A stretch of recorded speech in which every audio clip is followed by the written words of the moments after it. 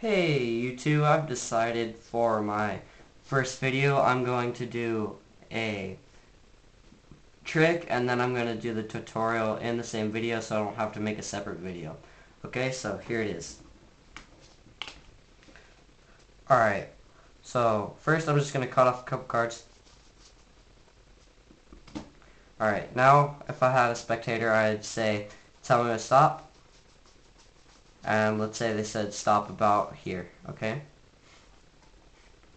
So their club is the 5, my bad. Their card is the 5 of clubs. Alright, so I'm going to put that on top. And then put the rest of the cards that I took off earlier on top of that.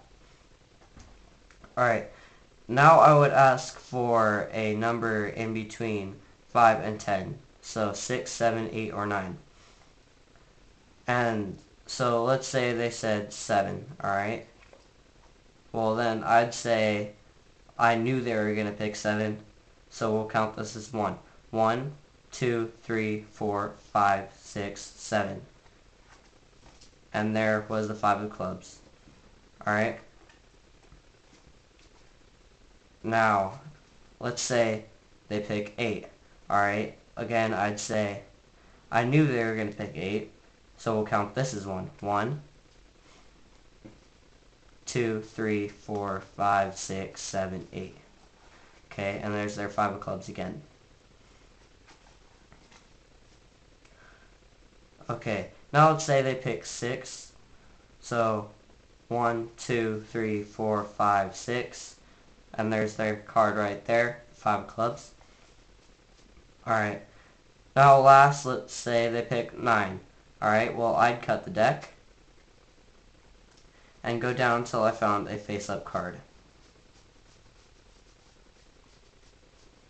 And there's the face-up card. So again, we'll count this as 1. 1, 2, 3, 4, 5, 6, 7, 8, 9. There's their 5 of clubs again. Okay, so that was a pretty cool trick. I learned it from a book actually. So yeah, that's pretty cool. Alright, now on with the tutorial. Alright, so this trick has a pretty cool, pretty easy setup. I can't really call it cool because nobody really likes setup, but it's pretty easy. So first all you'll need is an 8, a 9, and a 7. Alright, they don't have to be a specific 7, 8, or 9. Just any 7, 8, or 9. Alright, so what you do is you take the 9 and place it face up on the bottom of the deck.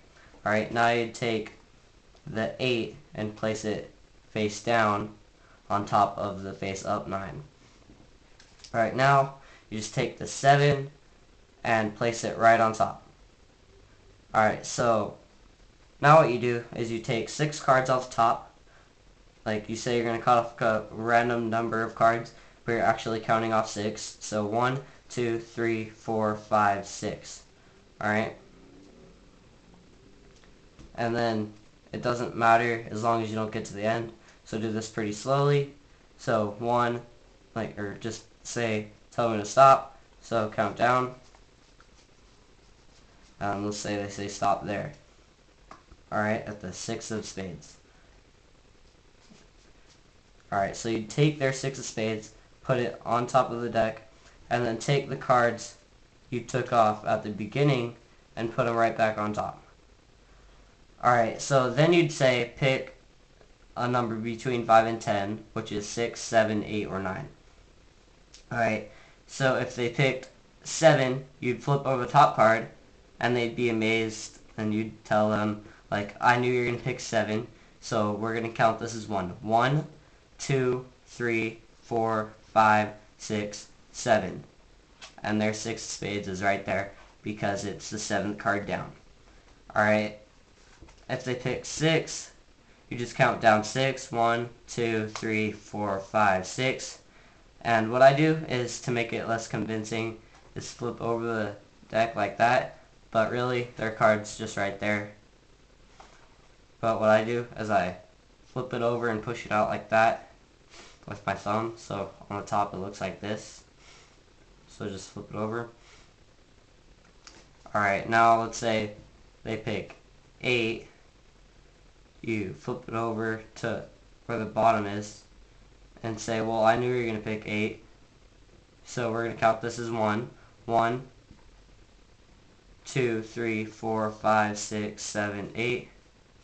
And then there's their card, the 8th card, which is actually only the 7th card down, because you're counting the bottom card as 1. Alright. And then 9 is actually the hardest one, but it's still not that hard. So what you do is, if they say 9,